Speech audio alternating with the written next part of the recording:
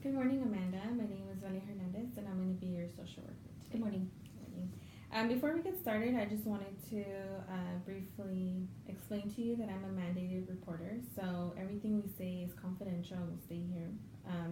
Unless you tell me about elder abuse or child abuse or that you're planning to hurt yourself or others. Okay. So can you please sign right here? Just thank you. Okay, so can you explain to me why you came here today? So I came because I need some help figuring out what to do. I'm recently separated from my husband, and we've been married for over 9 years, and we have 3 kids. And so I'm kind of just like overwhelmed and anxious because I don't know how I'm going to support myself, I also go to graduate school and I commute from Kingsburg to Bakersfield, and it's an hour and a half. So I go to school twice a week, and I'm still trying to work part-time and trying to still be a mother and get my schoolwork done. So I kind of am lost, and I don't know like where to start. Okay, how long have you been separated? It's pretty recent, about 3.5 weeks now. Okay, and what was the event that led to the separation? Well, it's kind of just been something that I've considered for the last couple of years. I just think that I didn't have like the strength to leave. Mm-hmm. He is very like emotionally abusive and mentally abusive, and so I think I just graduated in May with my undergrad in social work, and from my undergrad program I learned so much about like healthy relationships and good boundaries, and I would facilitate groups for young girls, and that's the kind of stuff that I would have to teach them. And I kind of realized, how can I teach this stuff to these girls whenever I go home to an unhealthy relationship? And so I just decided, whenever I started grad school, within the first month, he wasn't supportive. He didn't understand that I needed to have time for more work, and like the commute is exhausting on its own. And so just his lack of support in that, and just my knowledge from my undergrad, it just made me realize that I think it's best if I separated myself from him. Okay, well, sounds like a very stressful situation. And so you moved out of the house, correct? Yes. Okay, so you moved out 3.5 weeks ago? Yes. Right. Where did you go afterwards? I'm staying with my mom and my brother right now because they live maybe 3 miles from us, so my kids are able to stay in the same school, and it's not that difficult of a transition in that sense for them. And are the children with you, or are they with their dad? So we have a schedule in place right now. We don't have any custody agreement, nothing is official, but we just have a verbal agreement. So my kids go with their dad Tuesday and Thursday after school, since I'm in school and I don't get home until about 7:30, 8 o'clock at night, depending on traffic.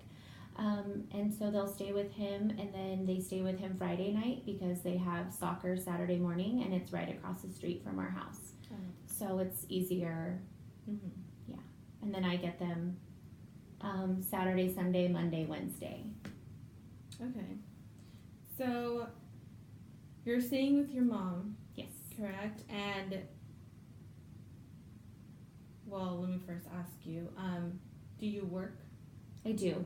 I work part-time, and it's not too difficult because I have a really good boss that allows me to create my schedule every week based on how many hours I can actually work. And so he's been super supportive on everything, and he allows me to, I could not go to work all week if I had stuff that needed to get done.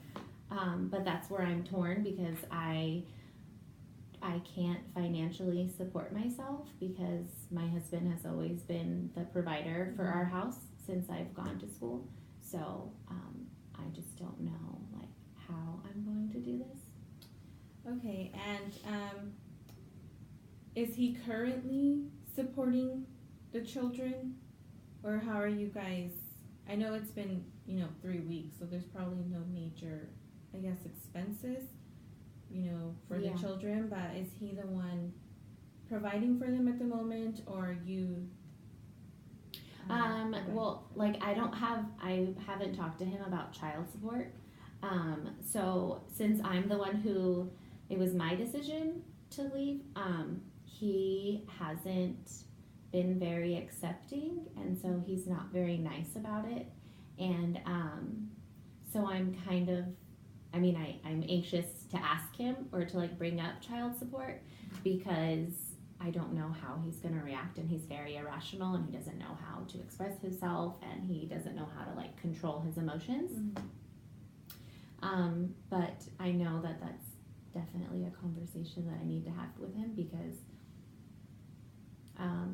I think I've been with him so long, and so I can't financially support myself, and I still have our kids with us, so I have a car payment and I need gas and stuff like that, so I'm gonna need the help, and I can't. My mom is helping me a lot already, and so I feel like it's his responsibility. I'm just nervous about asking. Okay. And your children are what ages? My oldest is 9, and then I have a 7 and 2-year-old. They're all boys. Okay. So, we can talk about, I can find you information on a therapist on campus. I know that it's part of your tuition. Well, in most schools, it's part of your tuition. So that can be a resource that you can use to maybe even practice talking to your husband. Okay. Where you role play and maybe, I guess, have a little more script than if you were to just go up to him and just, go. I don't know if I'd be able to just do it by myself. Yeah, maybe you would go into shock possibly and not maybe know exactly what to say. So I feel like the therapist can help even on tips on like how to approach him or things like that. Okay, yeah, that would probably be helpful. So, if you can't find the information, I can find the Okay. I can do some research and maybe provide that information for you, or as to the times or phone numbers or things like that. We can also look into public assistance.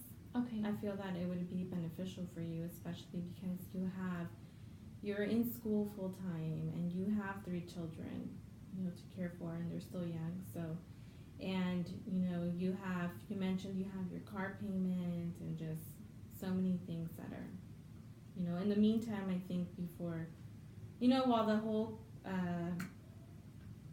custody and child support thing gets settled and stuff, so we can look into food stamps. Okay. The SNAP program, that would be a good, just to provide food for your family. And how do I do that? About it.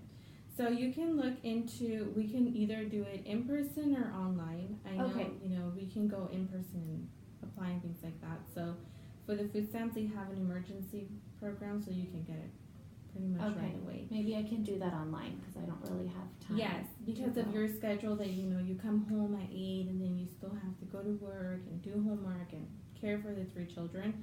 I feel that online would work best for you. Okay. If you do it on your free time or whenever you find, maybe in the night when your children are asleep or whatever, you can apply for it then. Okay, I can do that.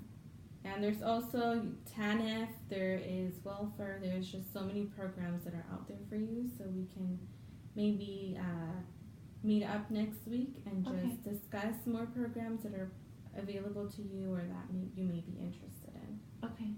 As well as if you can set up an appointment with your therapist on campus, that would be good. If not, then we can find ways for you to meet up with them on campus. Okay.